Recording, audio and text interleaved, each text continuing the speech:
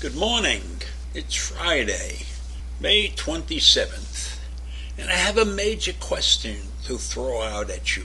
The question is, will the Supreme Court do what's right for a change? While the law may say one thing, the actions pertaining to that law indicate that the law is flawed. And what I'm talking about is the Second Amendment of the United States Constitution. It's clear to me and to many other people that this law has been abused and has led to all the gun violence that exists in this country. So while people point at that law and say they have a right to carry the guns and they want the right to carry assault rifles, I don't think that that's what the Constitution was written to mean. They didn't speak about individuals carrying guns. It says specifically well-regulated militias. And that is not what we have in this country. So my question to the Supreme Court is, will they do the right thing? Will they ignore what the Constitution supposedly says and act on the fact that we are out of control, that somebody has to put a lid on this gun violence? And they can certainly start by taking advantage of some things that were in existence before this court was assembled. Because 20 years ago, we had bans on assault rifles. But George Bush, the second George Bush, allowed those bans to vanish. He did not renew them. So we find ourselves in this terrible situation where many people are getting killed on a regular basis.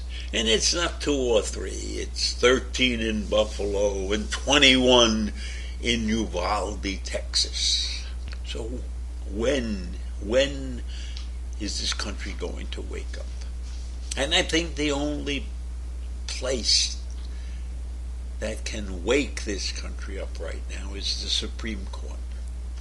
So I'm hoping and praying, and I don't pray much, that the Supreme Court will take a different stance than those of us expect them to take. The case that's before the Supreme Court is a New York state law that's over 100 years old, and it deals with concealed carry weapons, right? So the Supreme Court could issue a very narrow ruling that just pertains to the New York state law, or they could have an expansive ruling that could open a new chapter for constitutional challenges to the gun safety laws across the country. The Supreme Court could step up to the plate, as they say, and call into question gun laws restricting types of weapons or sensitive places where people can carry guns. So why don't I believe that the Supreme Court will do this? I have my doubts about them, but this is the opportunity to show the country that while they are conservative groups of justices, they are capable of pushing forward a law that would make sense to most of the people in this country. And it could derail the evil organization called the NRA.